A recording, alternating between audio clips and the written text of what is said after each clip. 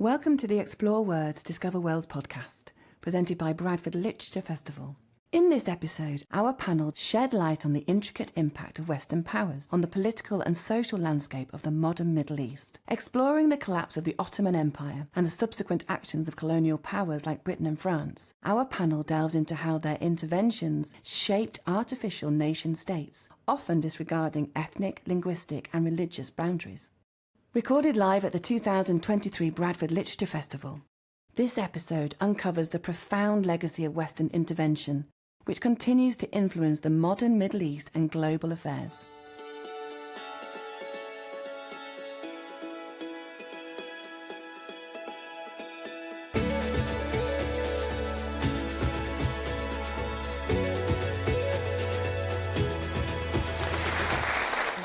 Right, well, hello.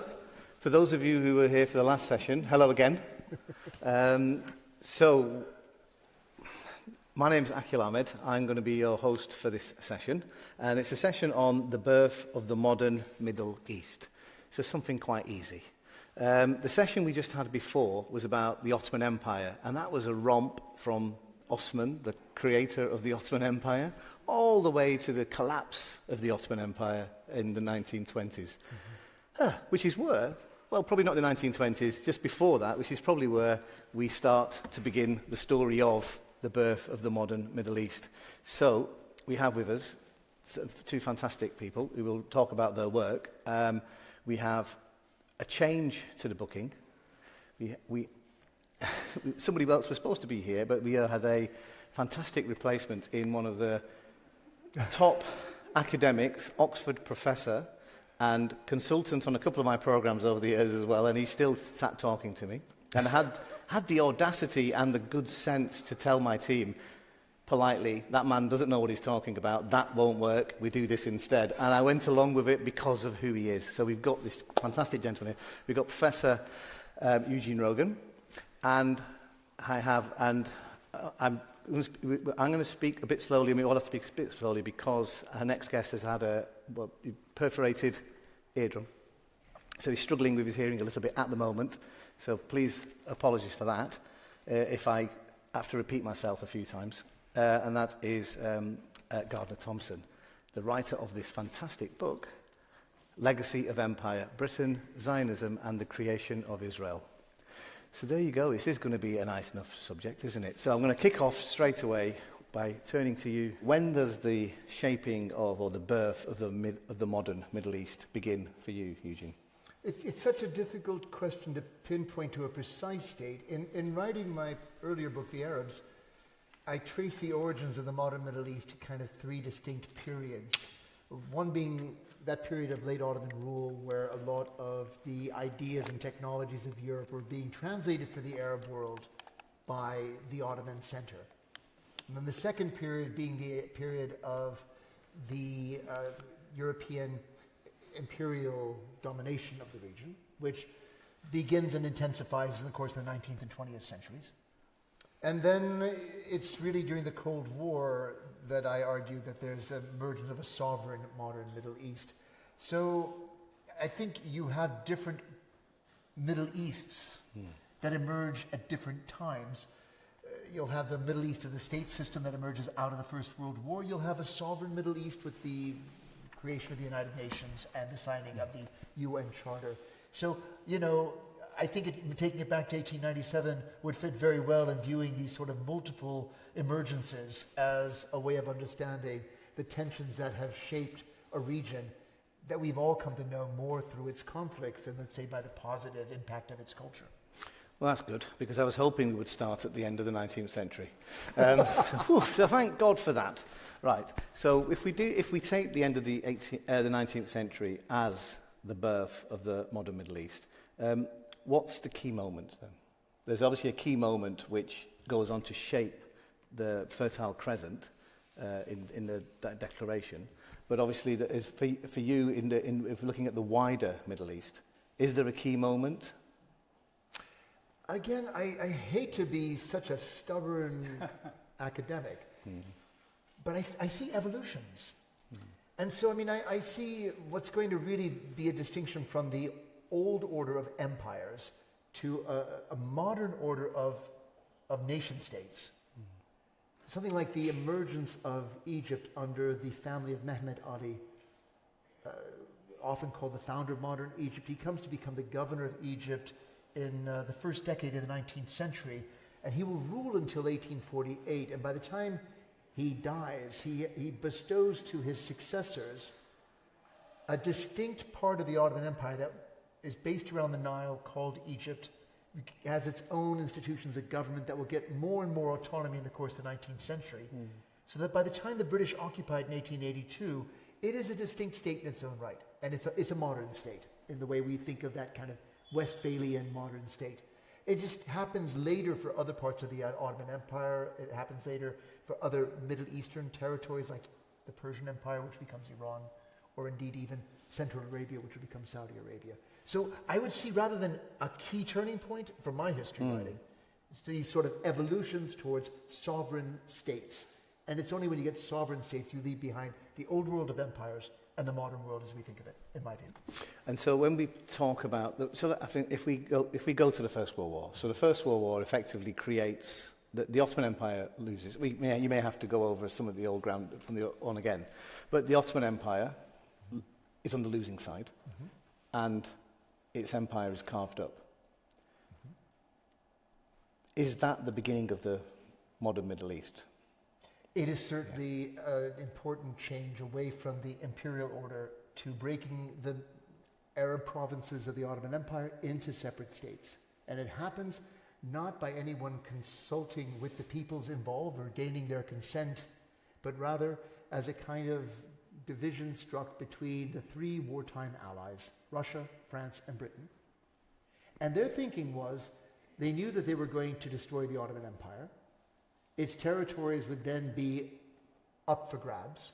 And they wanted to make sure that coming out of total war with Germany and Austria, they wouldn't then go to war with each other over what would be basically imperial disputes. And so they, in the course of the First World War, initiate a process of partition diplomacy.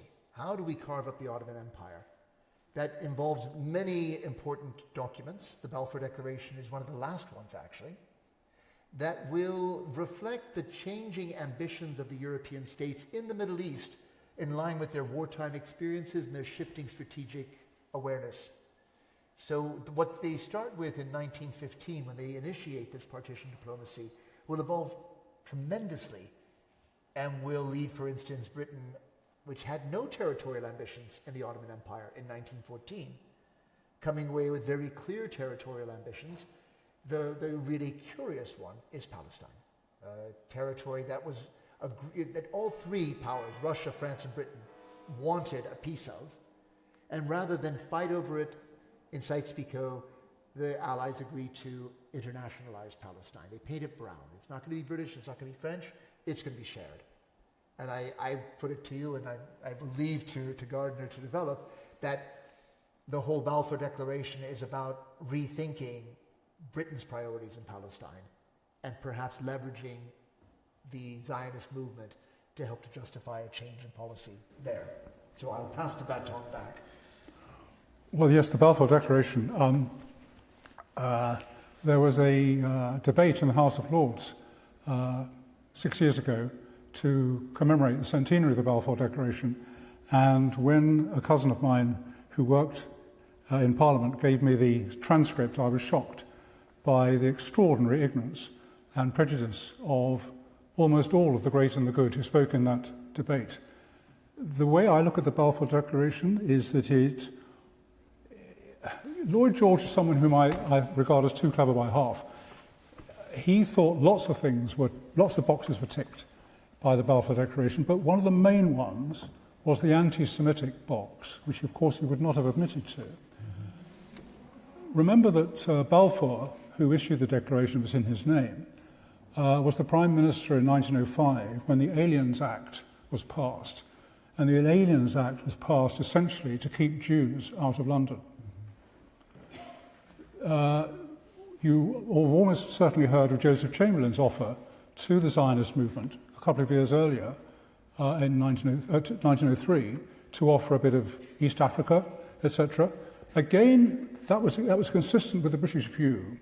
The British view was, yes, we understand, we sympathise with the persecuted Jews, not of course Germany at that time, but Russia and Eastern Europe. We're sorry for you, but you can't come here. And what Zionism offered was an alternative destination, which was Palestine, and that ticked a number of other boxes.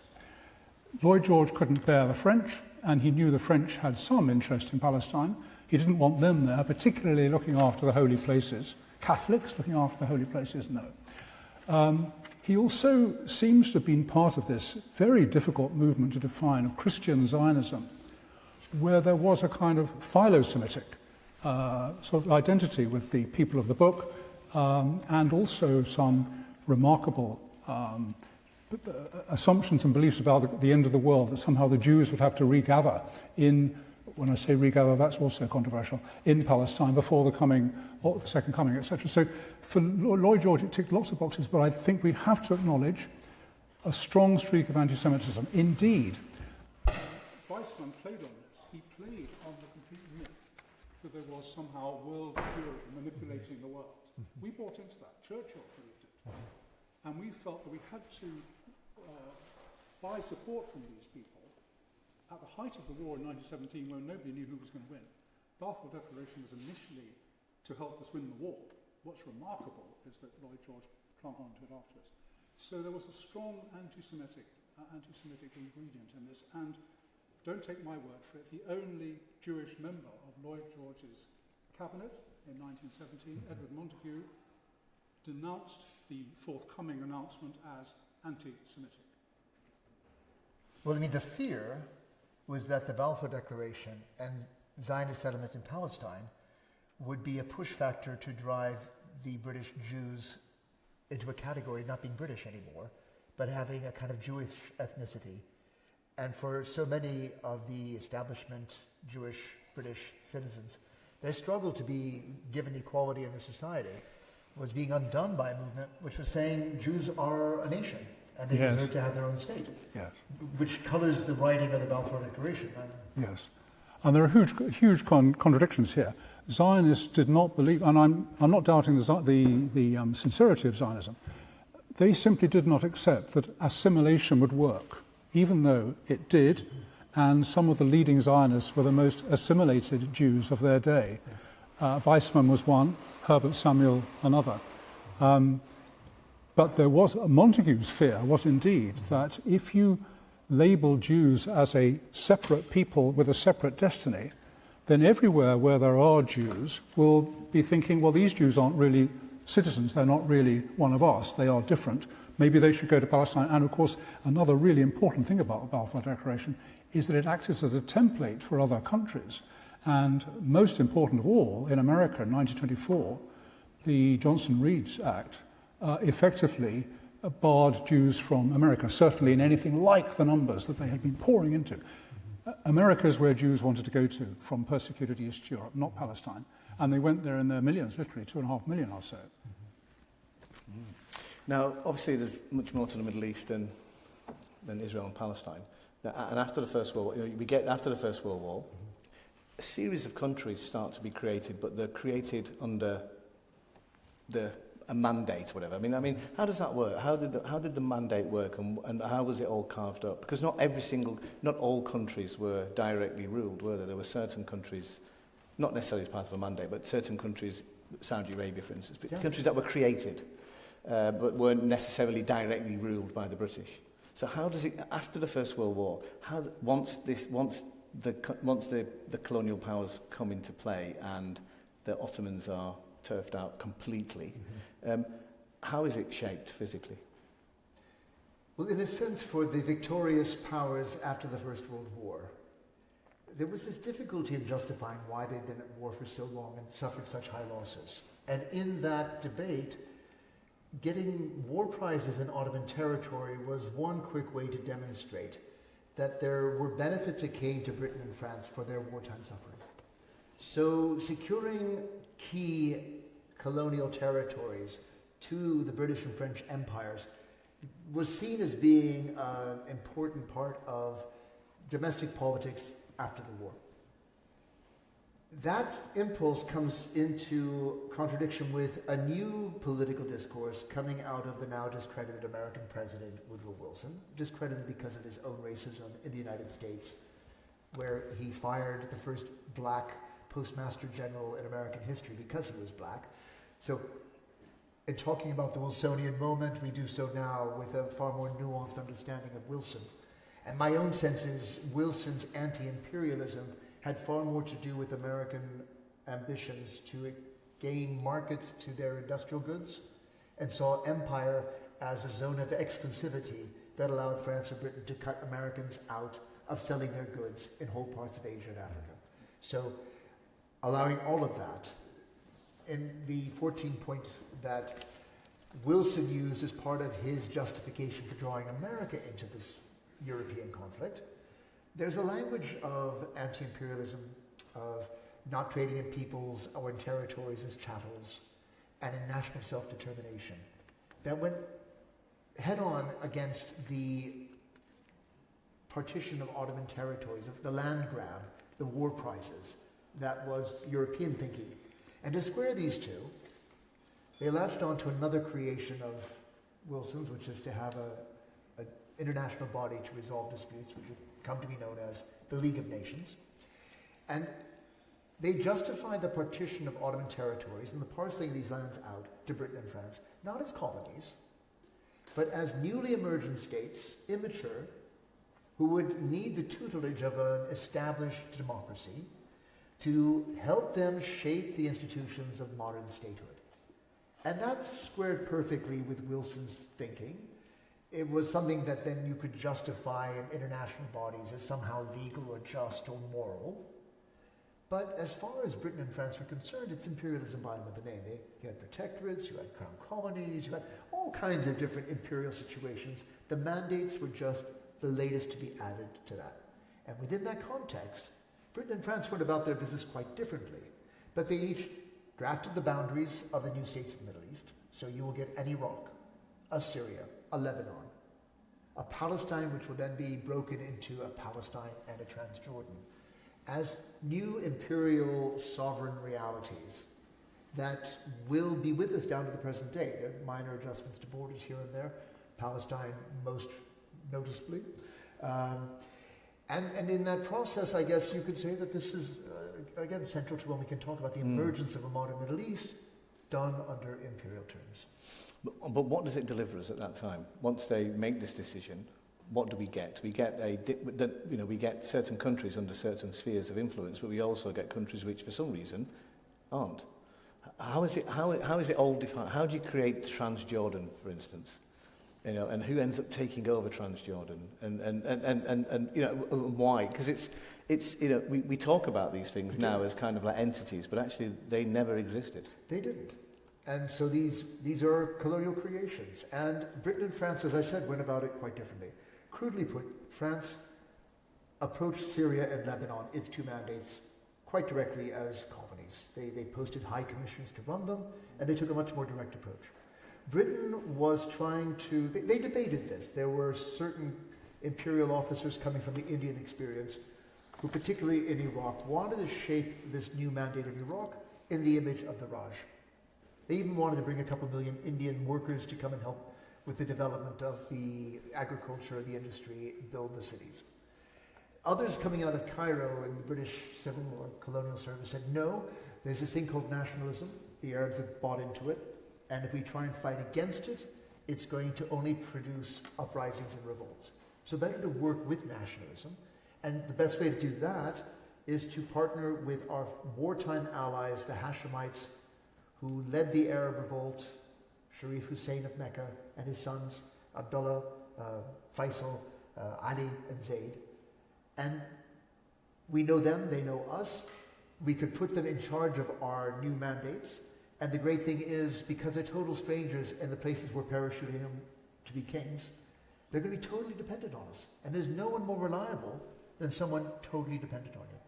And so the British have what they call the Sharifian or the Hashemite solution of totally dependent, totally reliable rulers ruling these territories on their behalf, which made them look even more like they were sovereign, independent states when the peoples within those territories knew full well that they were under a colonial occupation. And the other thing you're going to get besides just states is you're going to get nationalism. And the nationalism will take as its target the British in Iraq, Palestine, Transjordan, the French in Syria and Lebanon. And in relationship to Palestine at that time, so when we get to the Mandate period, how is it seen on the ground? And what are what kind of changes do we start to see now? Because now, obviously, under the Ottomans, there was a certain amount, but very small amount of migration, but it really escalates. Well, the British were favoured by an unexpected turn in the war towards the end of the war when the Ottoman Empire, or Palestine, opened itself up. And the newly installed Lloyd George was asked if the British Army should go for Jerusalem, and he says, let's go for it. So we were the military conquerors of Palestine before any discussions at Versailles or whatever. When it comes to the mandate, of course, we wrote our own. We wrote our own mandate for Palestine, and this is a very peculiar form of colonialism. We were the colonial power. We administered, but the colonizers were the Zionists. Now, in the 1920s, that was not much more than a trickle. Indeed, towards the end of the 1920s, Weizmann said to fellow Zionists, wow, in effect, we got away with that. I'm wondering when the British are going to ask us, where are all these Jews who want to come to Palestine? They weren't there, a few thousand.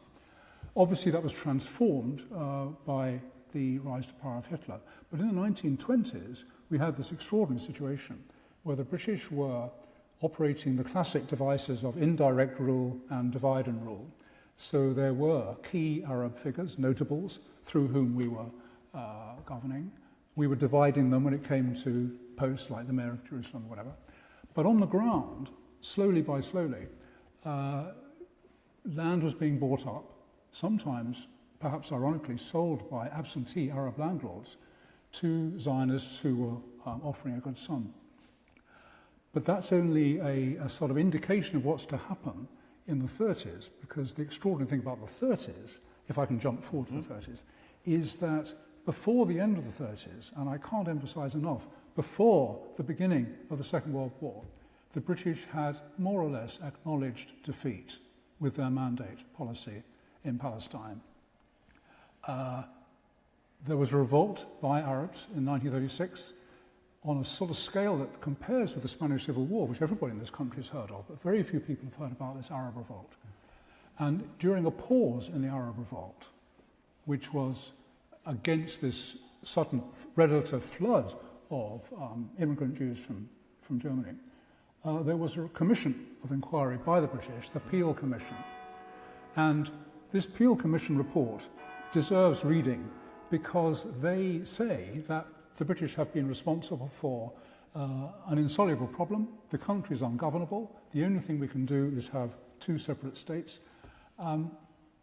It was an admission of failure. 10 years before, in 1947, Ernest Bevin stood up in Parliament and said, we've failed. This mandate policy, this kind of clever hybrid colonialism, from the point of view of the British, had been an abject failure. From the point of view of the Zionists, it was something to work on, which is why they accepted every suggestion, reluctantly sometimes, from the British, knowing it was something they could build on, which of course they did after the war. But even in the 20s, there were numbers, there were significant numbers, and you had things like what's referred to by Israelis, the massacre of Jewish people in Hebron as well. Yeah. Yes. So there were enough numbers there, and of course Tel Aviv, places like this, they didn't exist before, but they did exist in the 1920s right. as well. I think the general pattern is two things I've mentioned there. Before the First World War, it was widely reported by relatively disinterested parties that Arabs were not anti-Semitic. After all, there weren't very many Jews there. To take Jenin, by the way, I had to bring this along. The Times on Tuesday of last week, Jenin, loss of life by Palestinians in the north of the West Bank. In 1922, in Jenin, there were 2,300 Arabs and 7 Jews. Now, in that context, Jews were tolerated. They were mainly religious. They were there for various reasons. There was no anti-Semitism to speak of, apart from occasional outrages. What the Arabs were hostile to was the Zionists, and if anybody's any doubt about the difference between anti-Semitism and anti-Zionism, that's it. The Arabs were happy to have Jews, but they weren't happy to be colonized by a colonizing movement. And the most interesting single document of that early period, 1919, Eugene's fellow Americans, King and Crane, a very eminent businessman, a very eminent educationist, were asked by the people at Versailles to go to Palestine and ask people what they thought. And the people told them what they thought, and King Crane wrote an enormous report out of one, and I would select one phrase from it. They said, if the Zionist project goes ahead as intended with British support, with a certainty like fate, it will produce an ungovernable country, and Zionism can only be imposed by force of arms. This is a long way away from what Lloyd George thought, which was that if the Jews were there, capitalist, inventive, dynamic, hard-working, there would be prosperity, and the Arabs would say, oh, terrific, isn't it wonderful? But they didn't. So we've got to the creation of these countries, but governed by governed by a couple of brothers, who were friends of the British government. It doesn't go well, does it, for them? Well, particularly for one of them in Iraq. Well, in a sense, to judge the success of the independent Arab states after the Second World War by the revolutions that toppled them has a certain logic to it. So no, I guess it didn't go terribly well for the Hashemites in Iraq. By the time they were toppled in 1958, the Arab world had been utterly transformed. The forces of nationalism had only gained in momentum in the aftermath of the Second World War. And the demonstrated weakness of France, which after all had lost the war and been occupied by Nazi Germany, a Britain that won the war but only just, and was so weakened economically, militarily, that such a reconstruction bill on its own territory, that the scope of keeping countries under colonial domination against their wishes was gone. And so for people who were politically engaged across the Arab world, the first goal had been to try and achieve their independence within their own boundaries, within Syria, within Iraq, within Lebanon. But the more legitimate form of nationalism across the Arab world had always been a kind of transnational identity as Arabs. And Arab nationalism begins to gain in force of ideological power at just the moment where it's really losing any concrete potential to be realized. Because those colonial states in which Syrians or Iraqis fought for their independence created political interest groups that just didn't see how dissolving their borders into a greater Arab entity was going to preserve their wealth, their power, their place in the world.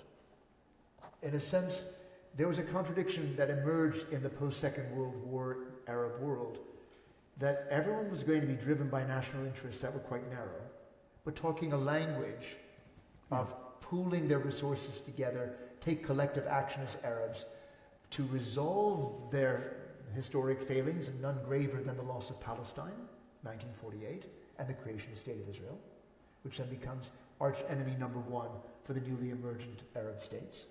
Okay? But then also, that they're going to be trying to achieve the redistribution of wealth. You have so much oil in countries with very small populations. You have so much water and agriculture in countries like Iraq and in Egypt that could feed the drier parts. If the Arabs were to come together and make common cause, this would make them as power among the powers. The Soviets, the Americans, the Europeans, the Arabs would be right up there. Okay? And in a sense, what makes it particularly legitimate is that the Arabs are so conscious that the carve-up of their broader Arab homeland into discrete nation-states was an imperial project of divide and rule. They saw it in their heart of hearts, not that it was a kind of cock-up of the British and French that the map took the shape it did, but a conspiracy of the imperial powers to divide the Arabs among themselves, the better to rule them. And so there is a fervent belief among the people in the streets that they must overthrow governments that are acting selfishly to preserve their nation-state interests and work towards governments that are trying to bring all Arabs together to erase the imperial boundaries of divide and rule and allow the Arabs to emerge in their full potential in the post-Second World War world. And that tension meant that regimes like the Hashemites in Iraq were simply artifacts of a different historic moment. They were no longer relevant in 1958. And they fell with a speed that was absolutely astonishing. The closest thing you've seen to it will have been the Arab Spring uprisings of 2011, where again, another elite that seemed out of time, out of step with history, was toppled very, very quickly by popular movements. But I guess the previous moment of enthusiasm would have been against the old monarchies. Yeah, well, I think we'll talk about the... Well, it's interesting, though, but that doesn't happen in Jordan, but it happens in Iraq. Jordan's a wonderful exception. Yeah. And there's no quick and clear explanation, except maybe smaller population, lack of big urban centers, and a sense of loyalty between the king and his military that protected him from the most dangerous source to all the other Arabs. And somebody once said to me, if you look at the history of Jordan, if you look at the history of the marriages, it tells you so much about the politics of Jordan, because King Hussein's first wife is British. Egyptian, actually. She's Egyptian British, don't she? No, it's second wife. one is British. Sorry. First wife is Egyptian. Dina was Egyptian. That's right. Second is British. Then the third one is American, because the shift. Third one's Palestinian. Yeah. Well, the fourth one's American. So he goes through. It's you imagine all the people you've got to keep happy. Yeah. Yeah. And then his son marries a Palestinian, because if you're going to rule Jordan now, well, the vast majority of people in that country are of Palestinian origin. Who does his son marry? He got married a few weeks ago. He did just get married. And who does he marry? A Saudi. I'm so glad you knew the answer to that, because I suddenly felt like, having corrected you 3 times in a row, you were just about to get your revenge. Yeah, I did do. Anyway, but thank you. Even if you knew and just gave me that moment, thank you very much. But it's interesting. It does give you as trivial as that might sound, it tells you quite a lot, because these marriages very often, no matter what we want to think about them, the romantic nature of them, there's an element of, for some of them, there's an element of political expediency, and actually, it's not a bad idea. If you're a Jordanian crown prince now, marrying somebody from the Gulf is probably not a bad idea in terms of finance going forward. And in the past, it was the best thing to be marrying somebody who was the military power that you may be relying on. Totally. Yeah. So anyway, we can talk about, I think we need to talk about Arab nationalism and the whole kind of what happens in the 50s onwards with all the revolutions, etc. But I suppose before we get to that, because there's a big elephant in the room that kind of drives a lot of those kind of revolutions, that we need to talk about then, I suppose, that small little matter of the creation of the State of Israel. Yeah. Yes, can I just say in passing, something Eugene said reminds me of the situation in Africa, where you had African states inheriting from colonial rulers. And there was a certain degree of Pan-Africanism in the late 50s, early 60s. But the only thing that the OAU, the Organization for African Unity, could agree on early on was they were not going to change any of the state boundaries. They were there, and you can understand why there were vested interests in that being the case. Can I just say one other thing before we look at after the Second World War? It's very easy to be accused as historians of being wise after the event. And my PhD supervisor used to suggest to me that there's always somebody at that time who gets it right. All you've got to do is to find out who it was. And in my book, and I mean literally in my book, the man who got it right was the third High Commissioner, the colonial period, of the Mandate period, Sir John Chancellor. He took over in 1929, and unlike any of his two predecessors or his successors, he recognized what a terrible mistake the British had made. He said, we were backing the wrong horse. He described the Balfour Declaration as a blunder, and it pretty well broke him. He sought early retirement. He was due to retire, but he sought early retirement because he found himself unable to sustain his own British imperial master's policy. Unwilling to, but also increasingly unable. And the one other thing I'd like to say before we get to post-Second World War, is that we haven't used the word yet, but the NIMBYism of, yes, poor Jews, you've got a problem, but you're not coming here. Yeah. This is what motivated the British early on when we're looking at people being persecuted in Russia and Poland.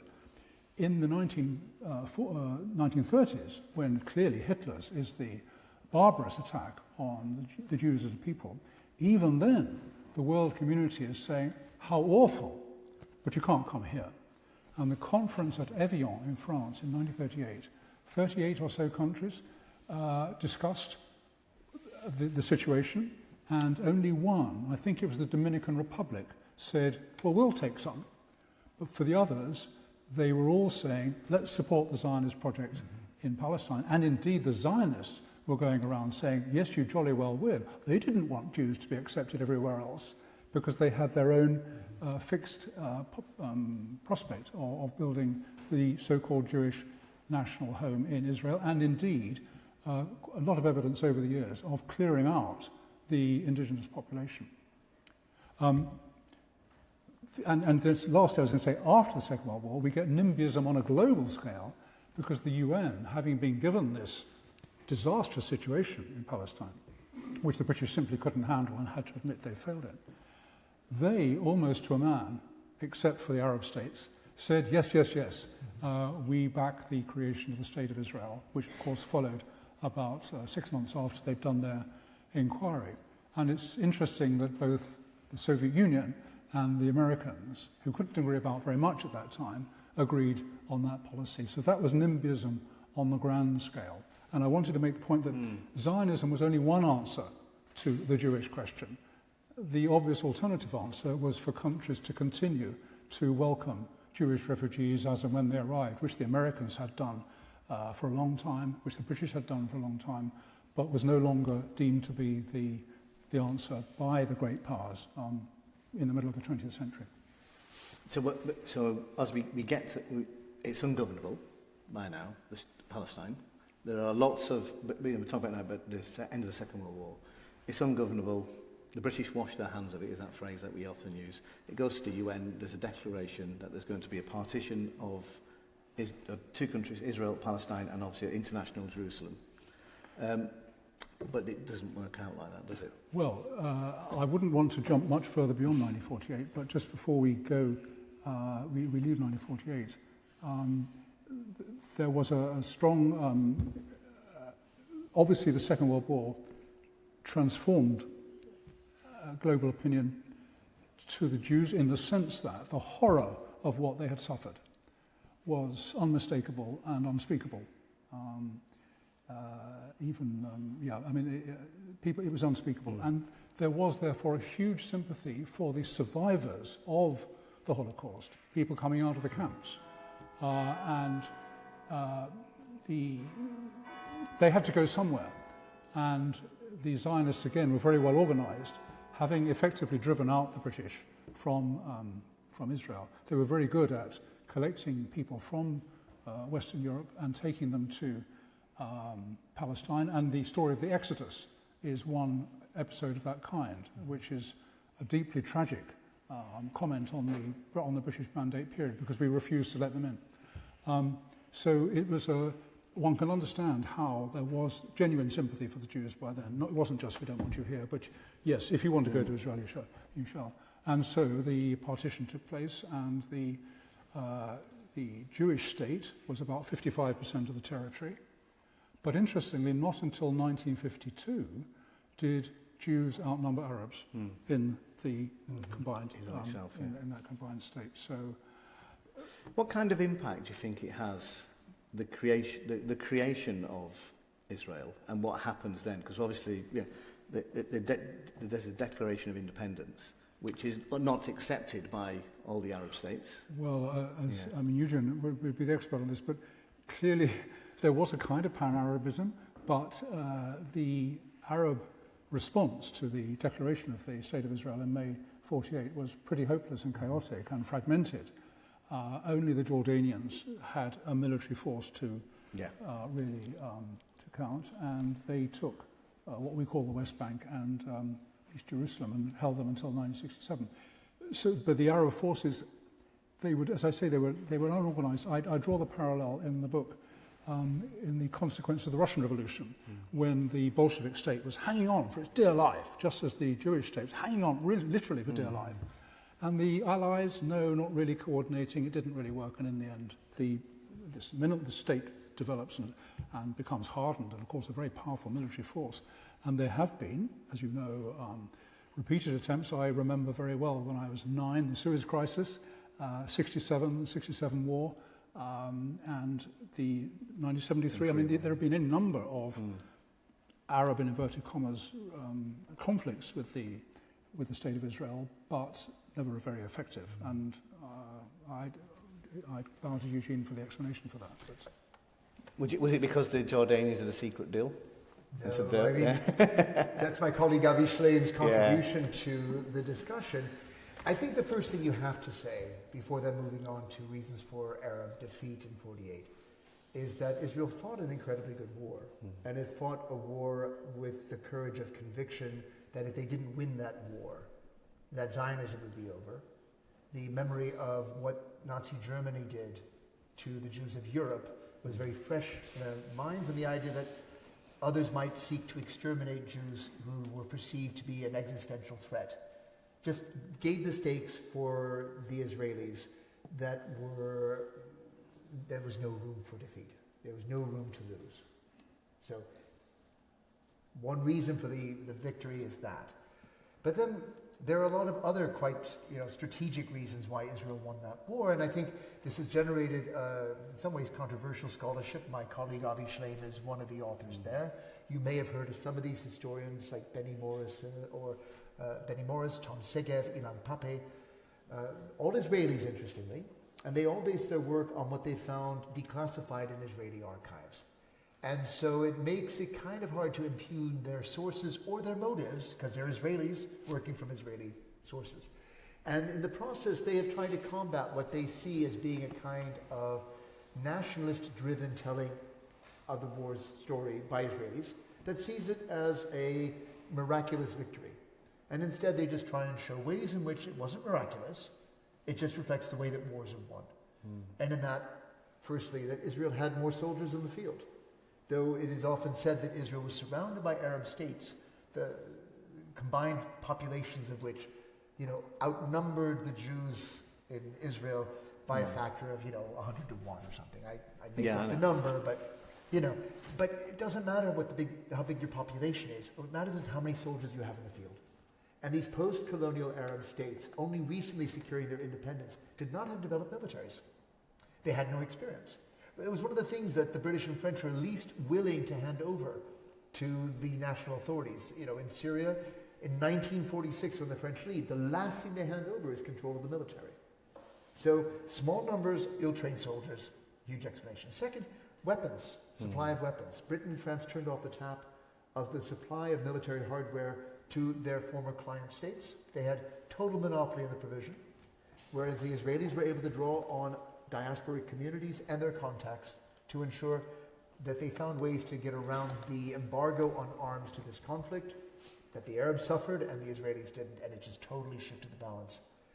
And then the third is this idea that maybe the Arabs weren't so hostile to the idea of a Jewish state as we have been told, and that's where Avi's contribution to show that there was secret diplomacy going on behind the scenes between the Jordanians, who had always aspired to extend their almost landlocked territory towards the Mediterranean. And during that partition plan that Gardner referred to in 1937, creating two states, yes, but the Jewish state would be presumably under the instruments of the Yishuv. The Arab state was going to be appended to Transjordan and ruled by Abdullah. So it was never going to be a Palestinian state for the Palestinians. And that set in Abdullah's mind the idea that in the creation of a Jewish state, there might be opportunities for the extension of his Jordanian state. And he negotiated behind the scenes with the leadership of the Yishuv, the Jewish executive. And so all this scholarship is just giving us a sense that 1948 was won through a better armed, larger army, better prepared Jewish state. And that the Arab states, and here Avi and I edited a book called The War for Palestine, taking it country by country. The one thing you could say is that they really never had unity of purpose. The Arab states were as much in conflict with each other to make sure no one like Abdullah benefited from the war to gain territory at the expense of others. It was almost an inter-Arab conflict more than an Arab-Israeli one in 1948. And I think that played a really important role in the way the war played out too. But I suppose the creation of the State of Israel and then the refugee crisis that makes with Palestinians going to Jordan, Lebanon, in particular Syria, and Egypt. Not so much Egypt, because pushed them back into Gaza. But what it also does is Egypt doesn't take over Gaza. No. It doesn't want anything to do with Gaza, quite frankly, and it made that very clear. But the Jordanians do. It's that the modern state again. So part two of the making of the modern Middle East is from 1948 onwards, because suddenly we have a new country in Israel that replaces the mandate, and what we have then is a lot of Arab countries, I suppose, now having something that they can have, and populations, they now have a new enemy, or they have something that they can basically have. Maybe not necessarily as an enemy, but as a kind of a central point where you say, this is our focus. If we get rid of this entity in our midst, we will then have the ability to all join together and have this kind of pan-Arab utopia, which then starts to happen. So once the Israeli state is created and you have this Palestinian refugee crisis, that's when, within a few years, the big Arab, the important states, neighbouring that country, start to topple, don't they, and change. Shockwaves. I mean, I'm sure, Gardner, you'd agree that in a very real sense, the 1948 war engenders the Arab-Israeli conflict, which is going to be one of the defining features of the modern Middle East. The militarization of the region, the Arab-Israeli conflict, in no small way, as you say, the elephant in the room, the Palestine-Israel conflict is one of the defining features of this region. And it's terribly ironic, because those who genuinely sought a solution to the Jewish question at the end of the 19th century didn't envisage a Jewish homeland constantly at war, constantly militarized, constantly subject to attack. This is not what they had in mind. And of course, the other more tragic irony is that when people like Theodor Herzl were founding the movement, they were saying we need somewhere where our Jewish people will be safe. But Israel came into existence, not the mandate, but the State of Israel came into existence after the ultimate tragedy had already befallen the Jews, the 6 million. Yeah. So it's a tragic story full of irony, and a lot of innocent people have been suffering, as they still do. Yeah. This, I must say, it may be history, but it's not the past. It's the present. It's still the present in the Middle East. And it's a tragic irony, and I hope you're not going to ask us what the solution is, because I don't see one. I did send Paddy Ashdown to give a solution to Jerusalem once. It's all about who collects the bins ultimately. So then, Eugene, the next stage obviously is, and we have to obviously come into the end of the conversation, unfortunately, because we're running out of time. But I suppose the big thing in the creation of the Middle East, which then takes us really up to the Arab Spring, is that you have revolutions. Revolutions not by the people initially, but revolutions within the military, where they take over countries like Iraq, Syria, Egypt, and start to talk about that Arab nationalism. How many people remember, that there was a united Arab Republic, between Syria and Egypt? People in Syria definitely remember it, not with much fondness, but they remember it. But so why do we have this? Why does it all fail? Why does it go so horribly wrong? Can you just simply blame it on the creation of the State of Israel, or is it just simply that they hadn't been given enough time to develop as proper countries before they were taken over by what can only be described as ruthless dictators? Well, Akil, I think you put your finger on a word I would use, which is the military. And every one of the revolutions that toppled the old governments in the Middle East was led by military men. And the result was to bring the military into politics in the Arab world. everywhere except for the conservative monarchies that were able to retain their kings, so in the Gulf and Morocco and Jordan, or two republics, Lebanon and Tunisia. But otherwise, where you had revolutions, it brought the military to power.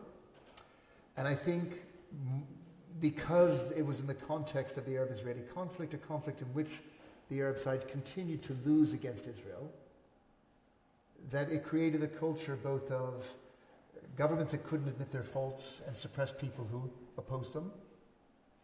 And the military is never particularly tolerant of those who don't obey orders. It's in the culture of the military.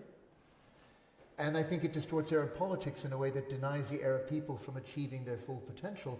And I say that not idealistically, but just by looking at the success of Arab communities in diaspora, not least here in Britain, where they achieve to the highest educational standards, where they achieve, great prosperity, where, they demonstrate the capacity to take whatever the trends are in the world today to, the highest level, but not in their own countries. And I think it's because of the repression that has come with the military and politics. And if you want anywhere today that demonstrates that particularly well, just look at what's going on in Sudan and what it will take to extirpate the military from politics and put them back in the barracks and leave politics as the domain uniquely of civilians, where armies answer to civilians.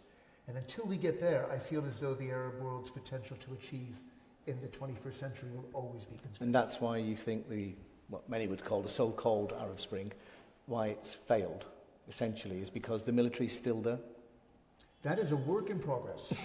And I think just to take a decision that has already failed is just to say its first iteration has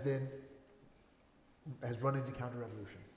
But it's very interesting to see how Algeria had its Iraq after the Arab Spring, Sudan had its confrontation with the military, Lebanon, Iraq. So the legitimate demands of citizens to have their civil rights, their legal rights, their property rights respected by their governments, and to have government answerable to them, is an idea which I don't think has failed yet in the Arab world. Even though it seems further and more remote, it is still very much what people aspire to. And I would expect to see Mark III, Mark IV, before eventually you'll see the military back in the barracks and accountable government come. When it does, guys, buy real estate in the Middle East. It'll be a happening place. Well, in the Gulf it probably already is, but we haven't talked about the Gulf, and I'm quite happy to, quite frankly, but not to. But we haven't talked about that. But I suppose what I am going to do is actually, because we do need to have a few questions, I'm sure people want to ask some questions, is that one last thing before we jump to that, is to actually to ask you that question that you didn't want to be asked, which is, we know where we are right now. As briefly as you could possibly say, where do you think we are? What do you think is going to come next? I'm only a historian, and all I can do is try and explain how we got here. What I would say is don't give the task of bringing peace to the Middle East to Donald Trump or Jared Kushner. Jared Kushner, when he was given this task, make a deal, began by saying to those to whom he spoke, which did not include the Palestinians, don't tell me about the history, I'm not interested. Yeah. That's not, I think, the way ahead. Agreed? And so you don't think the Abraham Accords are going to deliver peace in the Middle East? Obviously, Israel normalizing relationships in its neighborhood is a stabilizing factor. But to see Israel concluding beneficial treaty relations with countries without having to make any concessions to address the underlying problems of the Palestinians seems to me to be a process that will not lead to greater stability in the long run. And Rabin, very famously, in a lecture in 1978, referred to occupation as a cancer at the heart of Israeli society.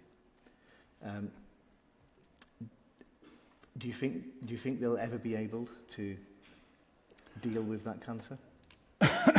I simply don't know, but the most abiding coverage of modern Israel in the last few weeks has been this extraordinary Israeli protest against the politicization of the judiciary.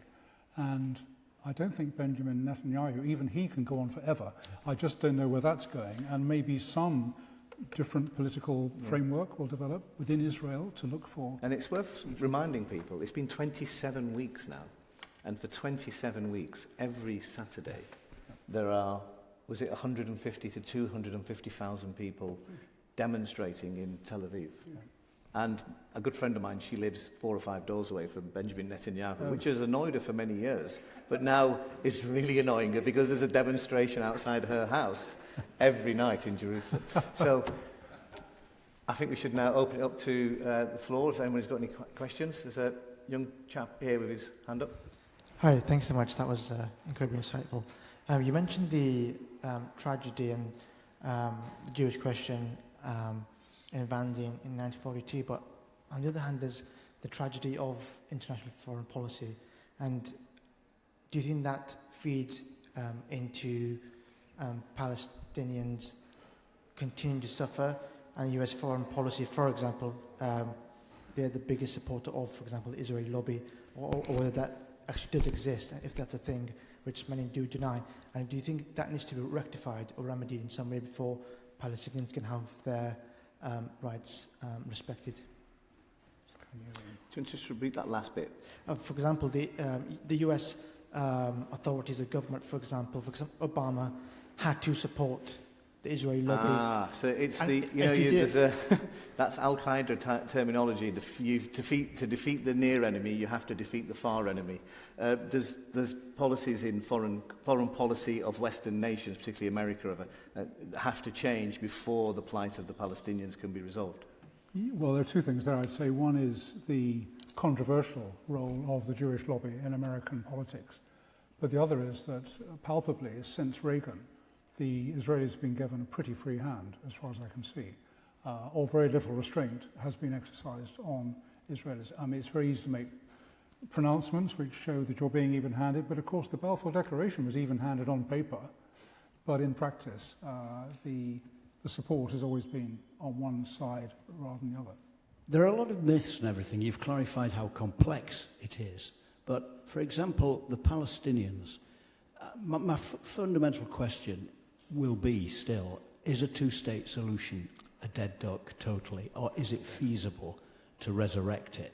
Now remember, Shimon Peres got the deal with Arafat in Oslo. Hands were shaking. He goes back. Not Shimon Peres. Well, Yitzhak Rabin. Yeah. No, Shimon Peres was the actual guy there. Oh, right, okay. Yeah. Anyway, the point being that the deal was done. Arafat comes back, rips it up. You know, you can't deal with them, was the Israeli response. How can you trust them? But the same thing is, Palestinians, if I'm right, 300,000 left in 1948. That has exponentially grown to millions. The Jordanians don't back them. None of the Arab states back them. None of the Arab states want a Palestinian solution particularly. They're all making deals with Israel.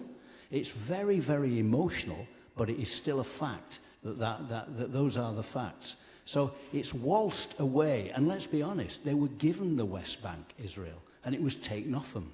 They got it back in 67, but that now it's all seen as conquering. So it's a very complex thing. I'm a practical man, and I want a two-state solution because I think that's a practical way through. But is it dead? Well, I'll hand that over to Gardner, but it's not all particularly correct what you said there. Well, I think two things. Israel is clearly far too small to hold all Jews in the world. I think about half the world Jewish community lives in Israel now. What we call what's left of Palestine is far too small to hold all Palestinians. So in that sense, those two nation states are simply impractical. But above all, I would go back to Theodor Herzl, Weizmann, above all, Jabotinsky, the very, the extreme, highly rational, very logical Jewish Israeli writer, a Zionist writer of the early 1920s, who said, we must beat the Arabs, then we can make peace with them.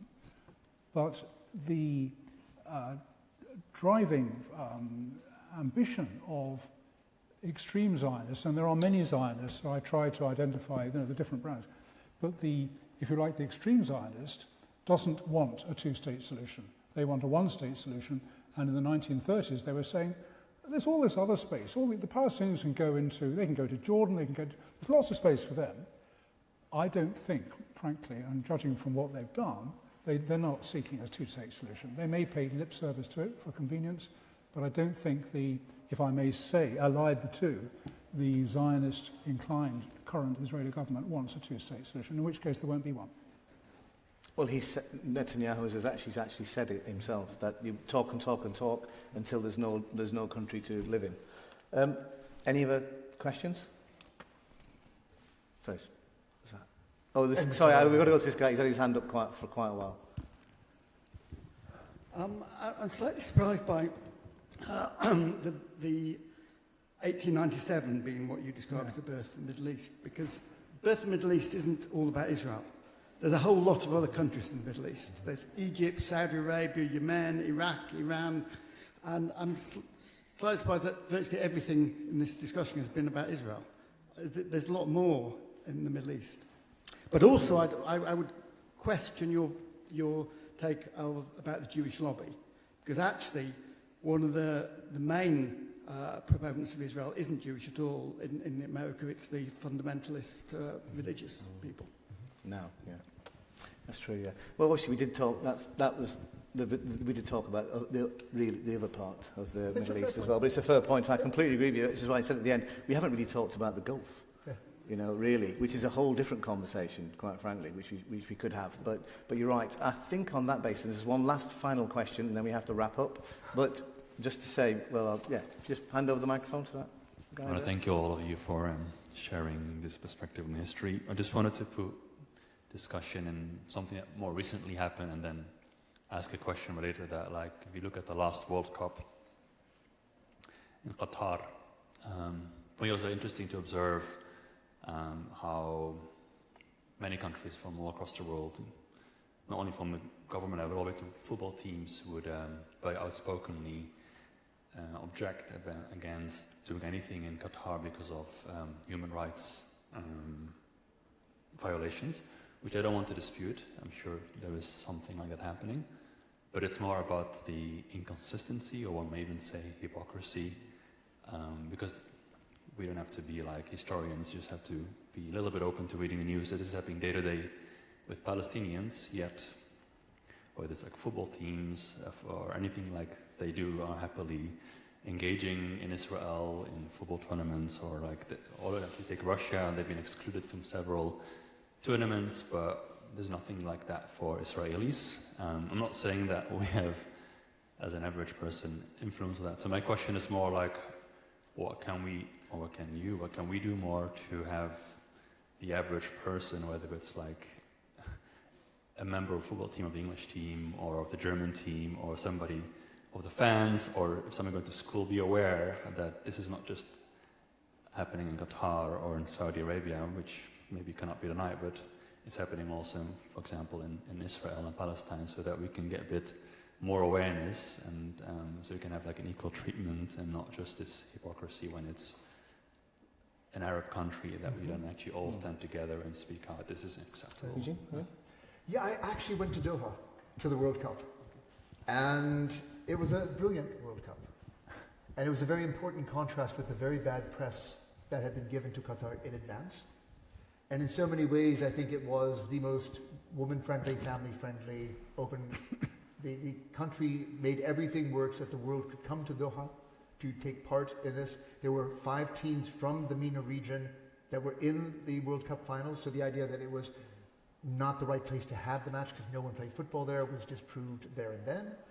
And I agree with you that I think that there was a degree of prejudice or racism built into it, because we all remembered the previous World Cup was hosted by a country that already had occupied and annexed Crimea, and has a well-known problem with gay rights and human rights, and and I don't remember anyone questioning whether it was right to go to Russia for the World Cup prior to Doha.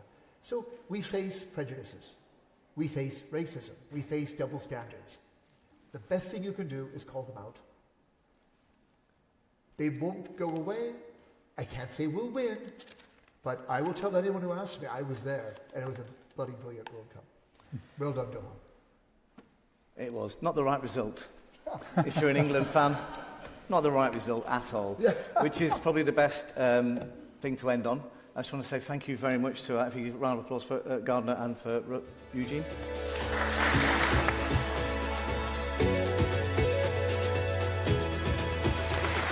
Thank you for listening. If you enjoyed this episode and would like to support the festival, please subscribe, share this episode with others and leave a rating. Don't forget to mark your calendars as the Bradford Literature Festival returns for its 10th year from 28th of June to the 7th of July 2024.